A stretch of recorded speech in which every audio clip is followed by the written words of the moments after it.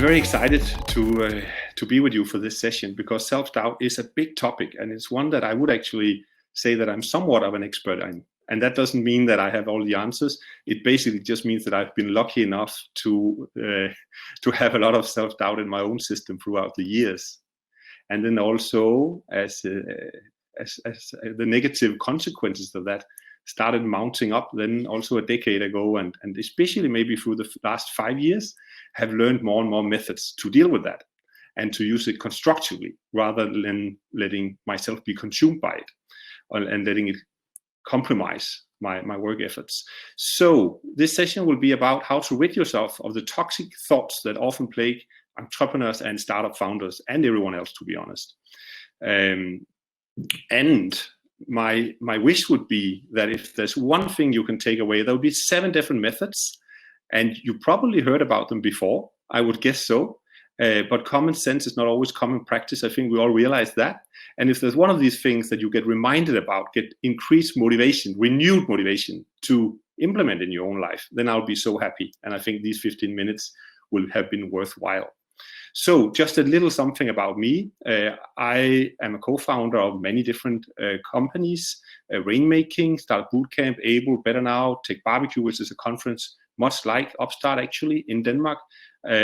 Heartful, nowadays it's been Heartful that I primarily work on, and Founder Strength, where I work as a founder coach, which I actually love to do.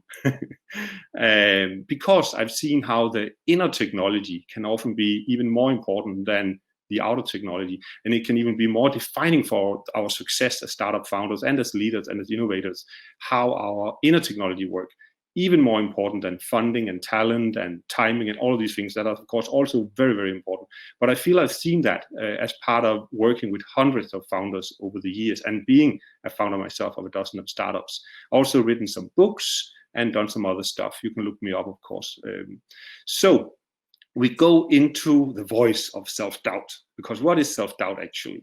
And I think it's different for all of us. And you can feel into what does your voice of self-doubt say to you, especially when it's running in a loop. So then it becomes really consuming. Here are some of mine. Am I good enough? That has come up throughout my career. Even in the middle of success, even in the middle of being a McKinsey consultant or selling a company or things like that, that little voice I just noticed could come up and say, am I good enough? Even though other people say, of course you're good enough. But hey, it's an internal thing. It's my state. It's about me in this case. What is my experience? And some of the most accomplished people are actually sitting with that question. So it's nothing to do, objectively speaking, how successful we are. I think we all know that. It is an inner process. It's our own journey. So just that's one of the questions that can come up and comes up for a lot of us. Another one is, I cannot figure this one out. We sit with a task, it's important. The more important it is, maybe the more we suddenly feel, I cannot figure this one out. Another one is, this will never work. And I failed before. My last startup failed. So the biggest reason, if that's a problem, will be our way of internalizing that. Because in itself that we failed with something, that's awesome. Because now we learned one more way of not doing it. We learned a lot from that, and we can put that to good use and be more successful, have a bigger probability of success the next time. But of course, if we start doubting ourselves and spend a lot of time worrying about that we will probably fail like we did the last time, then surely it is a liability and not an asset. These are some of the voices of self-doubt. There's one thing that I often hear, which is a very valid argument, but self-doubt, can that not be a good thing? I mean, isn't it good that we are realistic, that we look honestly on our own strengths and weaknesses, that we're not too idealistic about ourselves and our abilities. Basically, that we are rational and realistic. And of course, that is a good thing. I would call that self-awareness and make a big distinction between self-awareness, which is definitely constructive and a good thing, and then self-doubt. And let's put a destructive self-doubt in front of it, just to be fully sure we're talking about the same thing. So how do we actually recognize self-doubt? How do we see that it's self-doubt and not just healthy self-awareness? I would say that it is destructive self-doubt if it makes you feel weak and disempowered. So if you're suddenly sitting there and you're feeling weak and disempowered, we cannot say that's constructive self-awareness in that case. There's some emotional activity going on there that is bringing you down. And from that place, you will not be an awesome startup founder or an amazing business leader. So pay attention. Let's all pay attention to how we actually feel about ourselves, about our situation. Another thing is that if it produces paralysis by analysis, and that happens a lot to business leaders and startup founders, because the world is a complex place, and our startup is no exception. There can be so much data, essentially, and we can get confused. And when we suddenly think that I don't have the abilities to interpret this data, and we freeze, then that is also destructive self-doubt. Because not making a decision is also making a decision. And let's have a bias actually for action, rather a bias for action than a bias for inaction. Another thing is that if it reduces your determination, your resolve, and your commitment to the mission you are on, it is also destructive. So if it makes you go one step forward and then 2 steps to the side, stop up and second guess yourself, when you actually deep down know that this is worthwhile, this is meaningful, this is what you want to do, but you find yourself now and then doubting yourself so much that you stop up and you don't come across anymore as someone who is on a mission and very determined and very committed to your mission. Another way is to look at if it makes us less creative, less excited, less present, less focused. If it scatters our energy all over the place, then it's also destructive self-doubt. And finally, I would say, if it makes it harder for you to really see other people, to really listen to them, to connect and collaborate, because we simply end up in our own mind, sitting and thinking about if we are good enough, if we're doing the right thing. So we don't connect anymore, we don't bond anymore with other people. And to do a startup is one big collaboration project. I think we all know that. So we really need to be present with other people and what's going on. And we need to build trust, good relationships. That can only happen if we're somewhat comfortable in our own skin.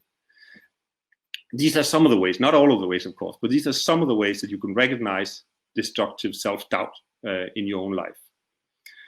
Then how do we bust such self-doubt? And I have now 7 suggestions, and it by no means an exhaustive list. I think we could make 50 or 100 probably, but these 7 are the ones that in my life has made the biggest difference, and that I would also claim to be pretty much proven by other people than me. And the first one is perspective.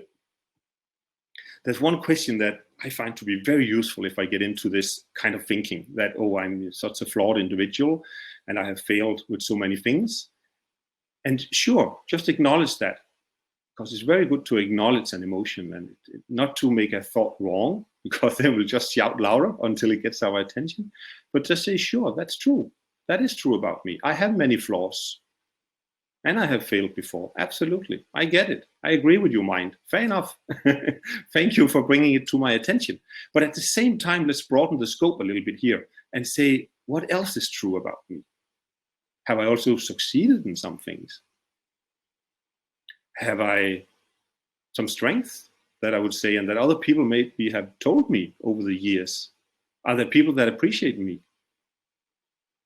And this can be very individual, what comes up there, but it's simply just to ask the question.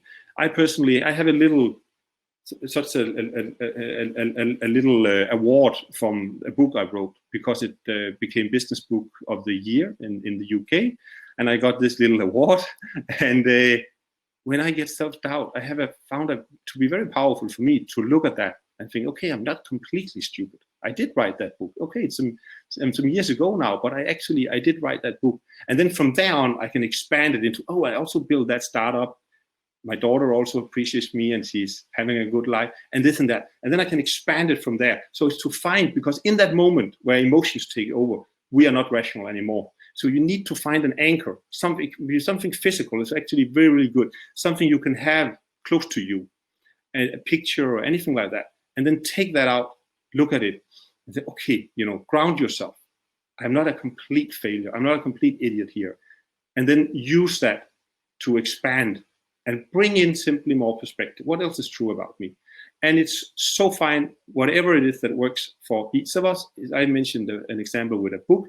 Doesn't need to be that at all. It can be like to be a wonderful parent, to have some great friends, to live in a beautiful home, to be good at yoga. It can be anything. It only matters if it works for you. If it has that magical effect on you, that it starts lifting. Take the first step up the ladder again of rebuilding yourself. So that's perspective. The second one is to depersonalize. And I think that's very, very helpful in the sense to remember that this is not about me. This is actually not about me. It's about a bigger mission. I'm excited about this project because it's about a bigger mission. So get over yourself, or get off yourself, as has also been expressed. I remind myself about that very, very often. This is not about my vanity or about Martin the individual. It doesn't matter. What matters is, will I have a positive impact in other people's lives? Will my startup or my innovation project help someone, better the lives of someone? That's what it's about. Keep the eyes on the ball. It's not about me. Number 3 is gratitude.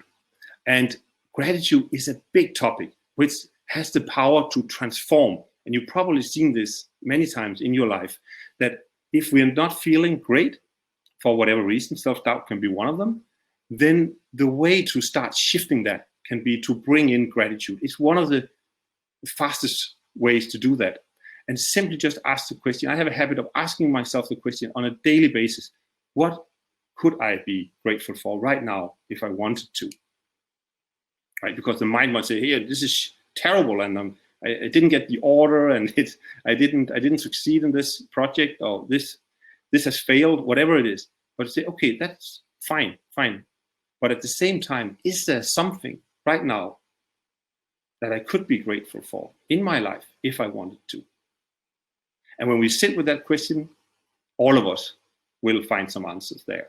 It can be very simple things like a tree, like a glass of water. Surely enough, we would be very much in trouble if we couldn't get that glass of water, or a breath of air. So it can be very simple. It can be bigger things as well. So what can I be grateful for? This will shift our emotional state. And from that place, we can easily tackle self-doubt. Number 4, affirmations. And for many years, I was thinking affirmations is a silly thing. But I eventually found out that I'm holding on to some old beliefs that I haven't actually investigated. I thought that, that was something that other people could do, but not a serious businessman like me. But I learned that it's actually extremely, extremely powerful. So I have a simple practice. I have mala beads around my neck. You're very welcome to see them. And I have 108 of them. And simply to take a round and just sit down quietly, take a round and say, I love and accept myself just as I am. I love and accept myself just as I am. 108 times. I promise you, if you do that once a day, I suggest in the morning or whenever you need to, if you do that once a day for 14 days, you will feel a difference, because this is our reprogramming of ourselves. We are like a supercomputer. And this is us putting in consciously a program instead of just accepting blindly the program that has been put in us through our genes and through our upbringing. So there's nothing wrong with that. I would say it's a very smart thing to do, to reprogram ourselves to what we actually want to feel and experience and manifest. Then Tony Robbins, he takes it one step further. He calls it incantations. I actually didn't really know that word before, but I love and appreciate Tony Robbins. So I saw him talking about that. And that means using your whole body, because then we have the kinesthetics as well. So he will say, every day, in every way, I'm getting better and better. So he will use the body as well. And by doing that, we reprogram ourselves in an even more powerful way. So if you can get yourself to do that and you don't think that it feels too silly, then I would suggest also trying that out for 14 days. And the affirmations works perfectly fine also in the bus. No one pays attention to, no one needs to notice it, where the incantations will probably require us to be a little bit on our own. And number 6, channel your future self. And what I mean by that is that we are growing every day. And if I feel that right now I'm sitting here, I cannot handle this challenge, then it can be very powerful practice to say, but I'm so much more than what I am currently. And in a few years, I'm going to have outgrown what I am currently. Let me tap into that already now. Let me bring the future into the present. Let me just feel like I'll be feeling in a few years when I've mastered this. And what we will learn is that there's actually so much more potential in us that has not yet been fully unfolded, but that we can actually start to bring home already now. We can also call it our highest self or the best version of ourselves. So what would the best version of myself actually do right now? Just to ask that question suddenly brings more empowerment. Number 7, nature. And it's something I have only rediscovered. And I say rediscovered because as children, we all knew that nature was amazing. Just look at very young children. They're just like, wow, nature is amazing. Animals are amazing. Trees are amazing. And then we get to be so serious adults often, and we cut ourselves off, many of us, from nature for a long while. And then we can start to rediscover nature. And nature has so much promise for us. And I read this somewhere, I can't remember where, but I just loved it ever since. Does a tree worry about if it's good enough? We don't actually know, but we can just feel into the question. Or does it put all of its energy into growing a little every day? I would say the latter. That's my feeling when I look at the trees. I don't think that they fuss so much about if they're good enough and they compare to the other trees. I'm actually out here in the middle of the forest now looking around and all the beautiful trees. I feel so much peace. So just to bring yourself out to the trees and learn from them, be a little bit more like the trees. And that goes for all of nature. Nature has so much intelligence in it and so much calmness to offer us. So it is very short, intense sessions here at Upstart. I appreciate the format. It's a good challenge for me. I've been talking now for 18 minutes and I think I had 15. So I appreciate all your participation in this. 34 participants I see right now and some thank yous coming in. Yes, it's lovely if you just write a little thing in the chat there if you liked it. And if you hated it, that's of course very fine too. I promise you I won't go fully into self-doubt. I have my techniques. And I hope to see you at another occasion. I have a website called Founder Strength. I work with founders. I love it and can help founders realize their full potential and feel great at the same time. So see you. Yes, thank you. Thank you so much, Lars and Peter and Ostje. Do I pronounce that correct? I hope I do. Ostje. Great tips, Martin. Looking forward to crossing paths in Copenhagen. Me too. I am in Copenhagen a lot. It's my home, but I also travel around the world a lot. Thank you so much for listening. It's been a joy and have a beautiful rest of the conference.